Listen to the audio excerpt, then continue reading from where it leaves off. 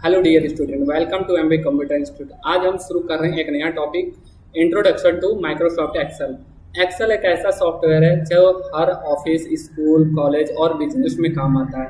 चलिए देखते हैं एक्सेल क्या है और ये क्यों इतना इम्पोर्टेंट है।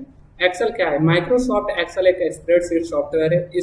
इसमें हम डाटा को रो और कॉलम में एंटर कर सकते हैं। इसका यूज हम कैलकुलेशन, डाटा एनालिसिस और रिपोर्ट बनाने के लिए करते हैं। जैसे अगर हमें स्टूडेंट का रिजल्ट बनाना हो, ऑफिस का सैलरी शीट बनाना हो या फिर बिजनेस का प्रॉफिट एंड लॉस निकालना हो, एक्सेल सब कुछ आसानी तरीके से बना कर देता है। अब हम बात करते हैं कि एक्सेल को कैसे इसमें ओपन कर सकते हैं। देखिए यहाँ पर एक्सेल को ओपन करने के मैं 2 या 3 तरीके दूंगा। आप उसमें से जो भी बेहतर आपको लगे उसमें से कोई एक सीख लीजिएगा, ठीक है ना।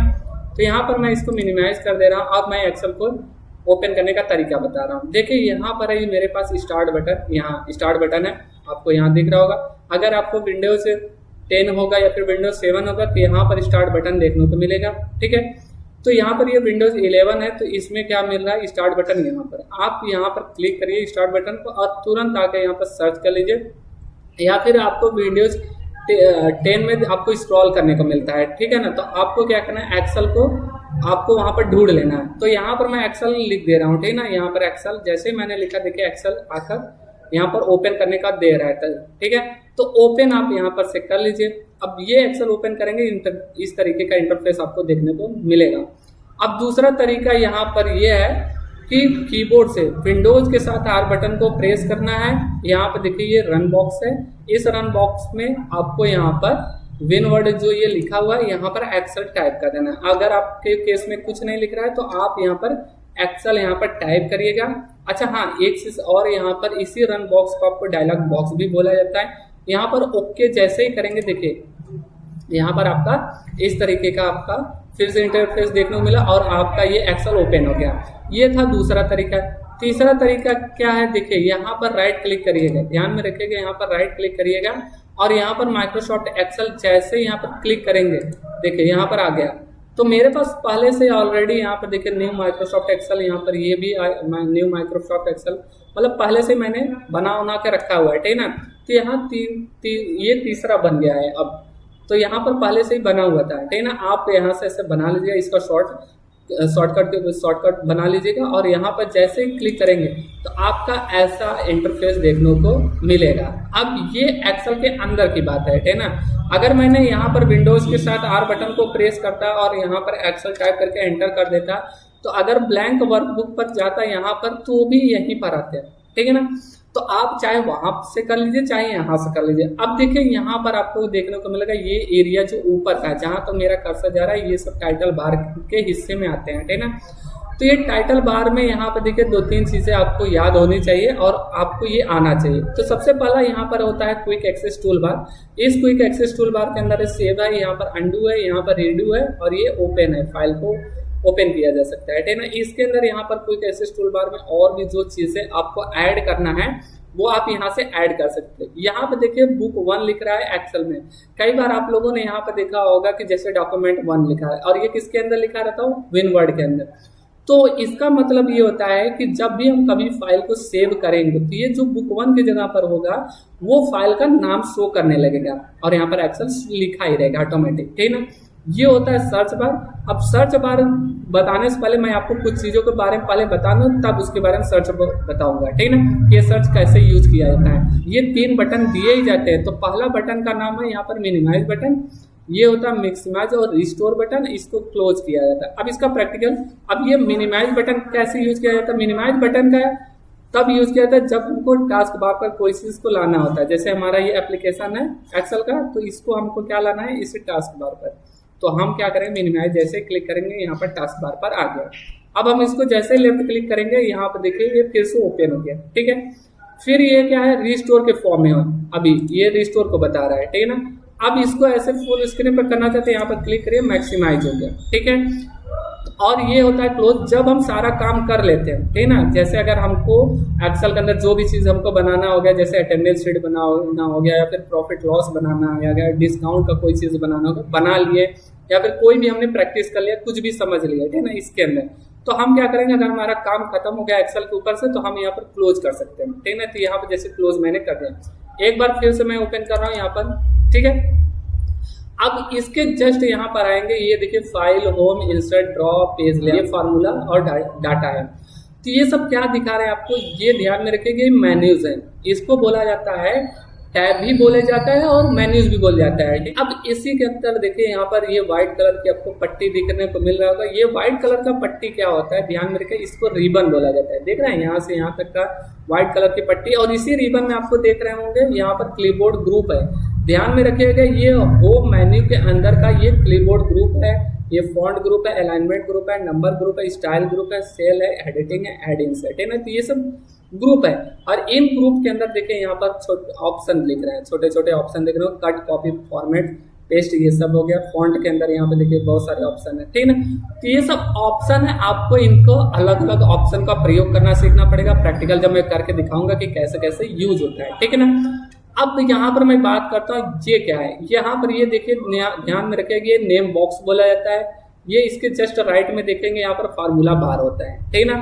अब यहाँ पर जस्ट मैं नीचे आता हूँ, यहाँ पर मैं इसको थोड़ा सा जूम कर ले रहा हूँ। यहाँ पर देखिए ए और बी, ठीक है ना, ये क्या होते हैं, ए बी सी डी, ये जो दिख रहे हैं ये है कॉलम, ये 1 2 3 क्या है, ये है आपके रो, ठीक है ना। अब देखिए ध्यान में रखिएगा, यहाँ पर जहां पर भी ये डबल डायरेक्शन एरो बन रहा है, ठीक है ना, ये डबल डायरेक्शन एरो जहां भी बन रहा है, यहाँ देखिए एक लाइनिंग है, ठीक है। यहाँ पर भी देखिए इसमें भी डबल डायरेक्शन एरो किस में बन रहा है, रो में बन रहा है, 1 और 2 के बीच में। तो इसको क्या बोला जाता है आपका, ये हॉरिजॉन्टल लाइन होता है और ये वर्टिकल लाइन होता है। अब इन दोनों का लाइन जहां पर भी एक दूसरे को कट करेंगे तो देखिए यहाँ पर एक सेल बन रहा है, इसका नाम होता है सेल। ये बॉक्स की तरह जो होता है वो सेल बनता है, ठीक है ना। यहाँ पर देखिए मैंने यहाँ पर क्लिक किया, यहाँ पर क्लिक किया, तो ये क्या है, ये बॉक्स जो है वो सेल है, ठीक है ना। अब यहाँ पर नेम बॉक्स का मैं प्रयोग बताता हूँ कि ये नेम बॉक्स क्यों यूज किया जाता है, ठीक है। तो ये जो सेल है ना, इसका सेल एड्रेस बताता है कि ये जो D4 है वो नेम बॉक्स में जाकर बताएगा। ये जो मैंने सेल पर क्लिक किया है, ये नेम बॉक्स के अंदर जाके बताएगा कि ये F नंबर के कॉलम है, 5 नंबर के रो में। कैसे, यहाँ पे देखिए F है, ये F कॉलम देखिए हाईलाइट कर दे रहा है, ठीक है ना, और यहाँ पर 5 नंबर का रो, तो दोनों हाईलाइट है। यहाँ पर देखिए F भी हाईलाइट है, यहाँ पर 5 नंबर का रो भी हाईलाइट है। तो दोनों के मिलने से यहाँ पे देखिए एक सेल का निर्माण हुआ, और इसी सेल का जो निर्माण हुआ ये नेम बॉक्स के अंदर वो बताएगा कि कहाँ पर है, लोकेट कहाँ पर है, ठीक है ना। अब यहाँ पर ये फार्मूला बार का क्यों काम होता है, देखिए फार्मूला बार का काम इसलिए किया जाता है कि जो भी हम सेल के अंदर कुछ भी लिखेंगे वो हमारे फार्मूला बार में शो करेंगे। जैसे यहाँ पर मैंने लिखा नंबर 7 8 9, ठीक है ना, तो ये क्या हो गया, फार्मूला में शो किया। फिर अगर मैंने यहाँ पर लिखा तो यहाँ पर क्या होगा, इसके देखिए जैसे मैं जहाँ जहाँ जो चीज लिखूंगा, ठीक है ना, वो क्या होगा मेरे इस फार्मूला बार में ये शो करेगा। अब मैं कुछ और बेसिक बातें बता दे रहा हूँ, ठीक है ना। तो ये जो ABCDEFGH कॉलम देख रहे हैं, इसकी कॉलम की संख्या कितनी होती है, 16,384। ये कॉलम जितने होते हैं, कभी छोटा सा चीज पूछ लिया जाता है कि ये बताइए एक्सेल के अंदर कॉलम की संख्या कितनी है, तो आप बताएंगे 16,384। और अगर ये रो की संख्या पूछे, जहां पर ये मेरा कर्सर देख रहे होंगे, तो इसमें होता है रो की संख्या 10,48,576 होता है, ठीक है ना। ध्यान में रखिएगा 10,48,576 होते हैं। अब ये चीज इतना आपको देखने को मिल गया। अब क्या करना है, अब इसको पता कैसे करेंगे कि हाँ 16,384 होता है और 10,48,576 होता है। तो यहाँ पर देखिए ये बन रहा होगा यहाँ पर, ठीक है ना, ट्रायंगल टाइप का। यहाँ पर इसके ऊपर यहाँ पर क्लिक करिए, देखिए यहाँ पर आपको देखने को मिला 10,48,576 R लिख रहा है। R का मतलब होगा यहाँ पर रो, और मल्टीप्लीकेशन का साइन लगाकर 16,384 लिख रहा है, यहाँ पर C लिख रहा है, तो यहाँ पर C का मतलब हो गया कॉलम, ठीक है। तो यह भी इस तरीके से भी पता कर सकते हैं। लेकिन मैं आपको एक और तरीका बताता हूँ कि रो की संख्या और कॉलम की संख्या। जैसे यहाँ पर देखिए ABCD है, ये जो टेक्स्ट के फॉर्मेट में दिख रहा है ना ABCD, इसको आप कैसे कन्वर्ट कर सकते हैं नंबर के फॉर्म में, ठीक है ना। तो नंबर के फॉर्म में अगर ABCD को कन्वर्ट करना है तो आप यहाँ पर आइए फाइल के अंदर, और यहाँ पर आइए ऑप्शन के अंदर। ऑप्शन के अंदर यहाँ पर आइएगा फार्मूला में। फार्मूला के अंदर यहाँ पर देखिए वर्किंग विद फार्मूला के जस्ट नीचे यहाँ पर पहला ही ऑप्शन लिख रहा है R1C1 रेफरेंस स्टाइल। आप इसके ऊपर क्लिक करिए और यहाँ पर ओके करिए, ठीक है। देखिए यहाँ पर 1 2 3 4 5 6 7 8 लिख रहा है, तो ये कन्वर्ट हो गया ऑटोमेटिक। आपको कुछ दिमाग लगाने की जरूरत नहीं, बस एक ऑप्शन में क्लिक करिए और ये जो टेक्स्ट था ABCD, इसको क्या हो गया, कन्वर्ट हो गया नंबर के फॉर्म में, ठीक है ना। अब यहाँ पर पता करना है तो आपको कीबोर्ड से ध्यान में रखिए कंट्रोल के साथ यहाँ पर राइट एरो प्रेस करिएगा। जहाँ पर ये देखिए यहाँ पर मैंने रखा है ना कर्सर, यहाँ पर ऐसे रखिएगा कंट्रोल के साथ और राइट एरो क्लिक करिएगा। क्या होगा, लास्ट वाले कॉलम में चला गया। 16,384 कॉलम होते हैं, ठीक है ना, ध्यान में रखिएगा। फिर से आपको पहले नंबर के कॉलम में आना है तो कंट्रोल के साथ यहाँ पर लेफ्ट एरो करिएगा। देखिए पहले नंबर के कॉलम में आ गए। अब आपको क्या करना है, यहाँ पर ध्यान में रखिएगा, अगर आपको रो की संख्या पता करनी है तो यहाँ पर कंट्रोल के साथ यहाँ पर डाउन एरो, ध्यान में रखिएगा, कंट्रोल के साथ डाउन एरो कीबोर्ड से प्रेस करेंगे। जैसे ही यहाँ पर आप लास्ट वाले रो में आ जाएंगे और उस लास्ट वाले रो का संख्या कितने दिखा रहा है, यहाँ पर 10,48,576। अगर मैं यहाँ पर कंट्रोल साथ अप एरो करूंगा तो कंट्रोल साथ जैसे ही अप एरो किया तो देखिए पहले वाले रो में आ गया और यहाँ पर देखिए क्या लिख रहा है कि 1, ठीक है। अब मैं कुछ और बेसिक सी बातें बता दे रहा हूँ कि आप क्या पता कर सकते हैं। अगर मान लीजिए अगर रो और कॉलम की संख्या पता करना हो गया फार्मूले के जरिए, ठीक है ना, ये बेसिक सा फार्मूला है। जैसे इसको पता करना है तो यहाँ है क्योंकि 2 फार्मूले आपको देखने को मिल रहे हैं, एक कॉलम मिल रहा है, एक कॉलम्स मिल रहा है। तो आपको क्या करना है, यहाँ पर कॉलम्स लगाना है। यहाँ पर ध्यान में रखिएगा कीबोर्ड से टैब बटन दबाइएगा। कीबोर्ड से टैब बटन, अगर लैपटॉप में होगा तो वहां पर भी कीबोर्ड है, टैब बटन दबाइएगा और यहाँ पर देखिए यहाँ पर कॉलम्स को लेना है, ठीक है ना, कॉलम्स लगाइए, टैप करिए और जैसे यहाँ पर टैप करेंगे यहाँ पर आप इसको ऐसे यहाँ पर देख रहे हैं लेफ्ट राइट एरो बन रहा है और ऐसे क्लिक कर दीजिएगा बस, ठीक है ना। जैसे क्लिक करेंगे देखिए पूरा आ गया और एंटर कर दीजिएगा। तो यहाँ पे देखिए 16,384 आपको देखने को मिला। अब कॉलम रो की संख्या कैसे निकालेंगे, किस फार्मूले की मदद से, तो यहाँ पर इक्वल के साथ यहाँ पर रोज लिखेंगे, ठीक है ना। रो भी होता है, रोज भी होता है। तो हम लोग जब अगले नेक्स्ट वीडियो में जाएंगे तो हम उसके बारे में भी बात करेंगे कि रो कब लगाया जाता है और रोज कब लगाया जाता है, ठीक है ना। क्योंकि रोज तो मैं यहाँ पर बता दूँ, रो और कॉलम कैसे लगाया जाता है तो वो भी मैं प्रैक्टिकली समझाऊंगा, ठीक है ना। तो टैब यहाँ पर किया जाए, यहाँ पर देखिए एरे है। अब एरे क्या है, यहाँ पर ध्यान में रखिएगा, इस एरे यहाँ पर ऐसे सेलेक्ट करिए और एंटर कर दीजिए। अब देखिए यहाँ पर 10,48,576 दिखा रहा है। अभी मेरे यहाँ पर देखिए ये 1 2 3 को मैंने फिर से कन्वर्ट नहीं किया है, ध्यान में रखिएगा, इसको ABCD में कन्वर्ट करना जरूरी है। मैं यहाँ पर गया फाइल के अंदर, ऑप्शन के अंदर, फिर से जहाँ पर गया था फार्मूले के अंदर, यहाँ पर R1C1 रेफरेंस इंस्टॉल को हटाकर ओके कर दूंगा तो ABCD में ये आ गया। अब यहाँ पर ये इतनी तो छोटी सी बेसिक सी बात है। अब यहाँ पर नीचे आते हैं, यहाँ पर देखिए शीट 1 लिख रहा है। यहाँ पर ध्यान में रखिएगा डिफॉल्ट शीट 1, अगर लेटेस्ट वर्जन अगर आप लोग पढ़ते हैं एक्सेल का तो डिफॉल्ट शीट 1 दिखाएगा। अगर आपको नया एक्सेल शीट ऐड करना चाहते हैं, ठीक है, तो यहाँ पर प्लस का आइकन दिख रहा है, प्लस पर यहाँ पर क्लिक करते रहिए, प्लस पर क्लिक करते रहिए, यहाँ पर ऐड होता रहेगा शीट, ठीक है ना। इसके जस्ट यहाँ पर देखेंगे, ये देखिए हॉरिजॉन्टल स्क्रॉल बार हो गया। जब कभी आपको लगेगा कि मेरा डाटा शो नहीं कर रहा, मेरा डाटा राइट की तरफ बहुत ज़्यादा होगा, तो आप हॉरिजॉन्टल स्क्रॉल बार को यहाँ पर ऐसे आप कर सकते हैं, ठीक है ना, राइट की तरफ और लेफ्ट की तरफ भी। ये होता है वर्टिकल स्क्रॉल बार। वर्टिकल स्क्रॉल बार तब यूज़ किया जाता है जब हमको कभी भी पेज अप को, जैसे ये पेज अप देख रहे हैं यहाँ पर, जब कभी हमारा डाटा नहीं शो कर रहा, अगर हमको नीचे और भी जाना तो यहाँ से हम लोग क्या कर सकते हैं, वर्टिकल स्क्रॉल बार का प्रयोग कर सकते हैं, ठीक है, अप एंड डाउन के लिए। फिर उसी के जस्ट नीचे यहाँ पे देखेंगे ये जूम बार होता है। इस जूम बार में यहाँ पर आपको यहाँ पर जूम आउट का ऑप्शन मिलेगा, यहाँ पर जूम इन का मिलेगा, ये 100% होता है, ठीक है ना। यहाँ पर ध्यान में रखिएगा ये 100% होगा, ठीक है ना। तो यहाँ पर आप क्या करेंगे, इसको बड़ा कर लीजिएगा, ठीक है ना। अब यहाँ पर ये क्या है, पेज ब्रेक प्रीव्यू है, यहाँ पर पेज लेआउट है और यहाँ पर नॉर्मल है, ठीक है। अब मैं कुछ और थोड़ा सा एक चीज़ और क्लियर कर दे रहा हूँ कि सीरियल नंबर आपको कैसे लेना है और ऑटो फिट कॉलम वेट तो कैसे एडजस्ट करना है। तो यहाँ पर क्या करना है, सीरियल नंबर यहाँ पर ले लीजिएगा, यहाँ पर ऐसे लिख दीजिएगा। कभी कभी ये होता है कि सीरियल नंबर हमको ऑटोमेटिक चाहिए, तो ऑटोमेटिक कैसे लेंगे, तो पहला मैं तरीका ये बताता हूँ कि मैनुअली आप करना चाहते हैं तो यहाँ पर कीबोर्ड में से नंबर की दिख रहे होंगे, यहाँ पर 1 2 3 ऐसे लिखते हुए चले जाइए, ठीक है ना, ऐसे। तो ये टाइम कंजर्व करेगा, ठीक है ना, तो बहुत ज़्यादा टाइम लगेगा। इसका दूसरा और शॉर्ट तरीका ये है कि आप यहाँ पर 1 लिखिए और यहाँ पर 2 लिखिए, ठीक है ना। अब इन दोनों को ऐसे सेलेक्ट करिएगा। अब ध्यान में रखिएगा 1 और 2 के डिफरेंस में कितना अंतर आ रहा है, 1 आ रहा है।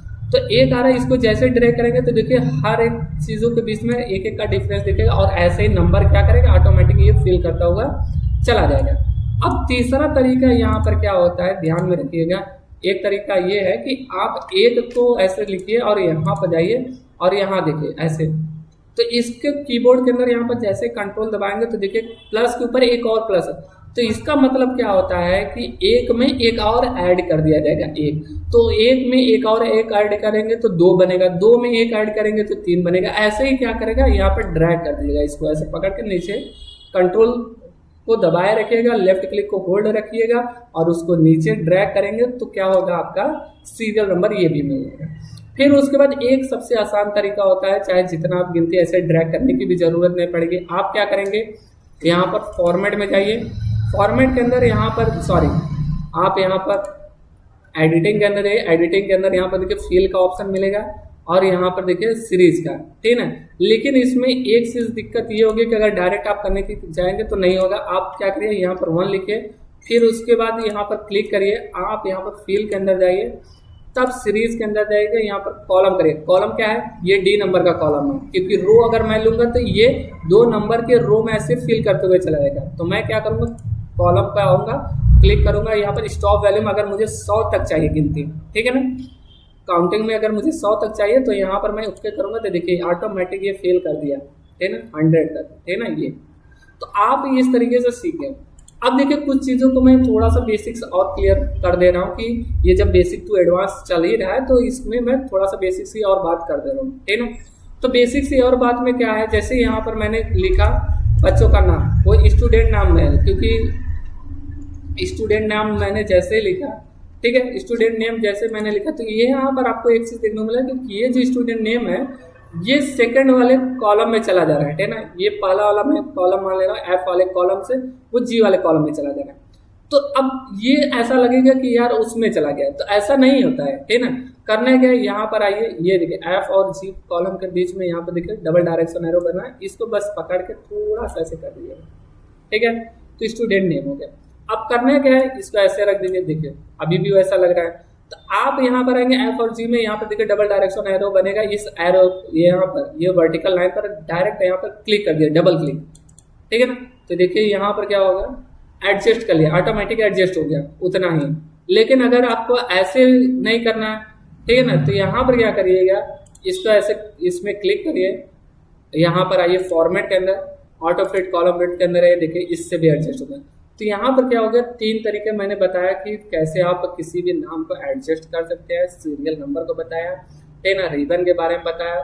और एक चीज मैं आपको भूल गया, तो ये जो सर्च होता है, ये सर्च का क्यों हो जाता है, ये जो रिबन में ऑप्शन देख रहे हैं ना, इसी को सर्च में लाया जाता है। देखिए कैसे, अगर मैंने यहाँ पर बोला फॉर्मेट एज ए टेबल, यहाँ पर ढूंढ के दिखाओ, तो फॉर्मेट एज ए टेबल यहाँ पर फॉर्मेट हो गया, ठीक है ना। अगर मैंने यहाँ पर पूरा लिखा, ठीक है ना, फॉर्मेट एज अ टेबल, देखिए यहाँ पर ऑप्शन आ गया। तो ये क्या हो रहा है, ये सब ऑप्शन आपको देखने को मिलेगा। अगर मैं यहाँ पर गया पेज लेआउट करने, सर्च किया, है ना, अगर मुझे उस ऑप्शन का नाम याद है, जैसे मैंने बोला बैकग्राउंड, तो वो तुरंत क्या करेगा, वो ऑटोमेटिक लाके दे देगा, ठीक है। तो ये बैकग्राउंड का इसीलिए यूज होता है कि हम लोग कभी भी, अगर हम लोगों को रिबन में कोई भी चीज़ किसी ने बोला कि हमको ढूंढ के दिखाए, या फिर किसी ने भी ये बोल दिया कि हमें इस ऑप्शन पे जाना है, तो आपको डायरेक्ट यहीं पर आकर सर्च कर लेना, तुरंत आप उस ऑप्शन पर डायरेक्ट चले जाएंगे, ठीक है। और ऑप्शन का मतलब भी होगा, वो काम भी करने लगेगा, ठीक है। तो आप इस तरीके से इसको यूज कर सकते हो। तो ये एक्सेल का बेसिक सी बातें थी। मैं एक्सेल में और भी कुछ बातें करूंगा, लेकिन अब नेक्स्ट वीडियो में मैं बात करूंगा। और ये मेरा पहला लेक्चर था बेसिक टू एडवांस एक्सेल में, और यहाँ पर मैं आपको बता रहा हूँ ये 90 डेज का क्रैश कोर्स मैंने बनाया है। अब इस क्रैश कोर्स में आपको लगातार आपको फ्री में प्रोवाइड किया जाएगा। बस आपको इसको पाने के लिए एक चैनल को सब्सक्राइब करना पड़ेगा। जैसे आप चैनल को सब्सक्राइब करेंगे, मेरा हर वीडियोस का नोटिफिकेशन आपके पास पहुंचता रहेगा। अगर ये 90 डेज तक अगर आपने कोर्स कर लिया, तो आपको मैं गारंटी लेकर बता रहा हूँ कि आप एक्सेल में एक्सपर्ट माने जाएंगे, ठीक है। तो ये बिगिनर टू एडवांस होने वाला है, जो भी मैंने आपको एक्सेल में पढ़ाऊंगा। और मैं यहाँ पर कुछ सिलेबस के बारे में भी मैं बता दे रहा हूँ कि आप एक्सेल में क्या क्या पढ़ने वाले, वो 90 डेज तक, ठीक है ना। तो यहाँ 90 डेज एडवांस एक्सेल कोर्स, तो ये देखिए यहाँ पर 90 डेज, और इसको आप स्क्रीनशॉट लेकर रख लीजिएगा, इसको देख लीजिएगा बढ़िया से बकायदे कि मुझे 90 डेज में मुझे क्या क्या पढ़ने वाला है, कि मैं क्या क्या पढ़ने वाला। देख रहे हैं यहाँ पर मैं एकदम आराम, आप देख लीजिए, मैं स्क्रॉल एकदम आराम से कर रहा हूँ, ठीक है। तो देख लीजिए, आप इसको समझ लीजिए कि मैं 90 डेज में आपको क्या क्या चीज़ें ऐसे पढ़ाने वाला हूँ जो कि आपको समझ में आएगा, ठीक है। और आप ध्यान में रखिएगा, मैं यहाँ पर कुछ चीज़ों के बारे में भी बता दे रहा हूँ कि ये बेसिक्स टू एडवांस होने वाला है। आपको क्लियरली कर दे रहा हूँ कि ये फ्री होने वाला है। आप इस कोर्स को ज्वाइन कर लीजिए, आप इस कोर्स को करिए, आपको बहुत ही अच्छा लगेगा ये। अब मैं मिलता हूँ नेक्स्ट वीडियो में। अगर आपको इस वीडियोज में कोई भी अच्छा चीज़ लगा हो उसको कमेंट बॉक्स में जरूर बताएगा। अगर आपको ऐसा लग रहा हो कि मेरे अंदर कुछ और इम्प्रूव करना है तो वो भी कमेंट बॉक्स में जरूर बताएगा। अगर आप एक्सेल में कुछ और भी चीज़ें सीखना चाहते हैं तो आप उसे भी कमेंट बॉक्स में जरूर लिखकर बताइएगा। तो ये आज डे 1 था, और डे 1 में मैंने आपको बेसिक तो यहाँ पर देखिए इंट्रोडक्शन टू एडवांस एक्सेल मैंने कराया, और इसके बारे में कंप्लीट कोर्स में मैंने क्या क्या पढ़ाऊंगा वो भी मैंने बताया। तो आप इसको कोर्स को ज्वाइन करने के लिए चैनल को एक बार सब्सक्राइब जरूर कर लीजिएगा।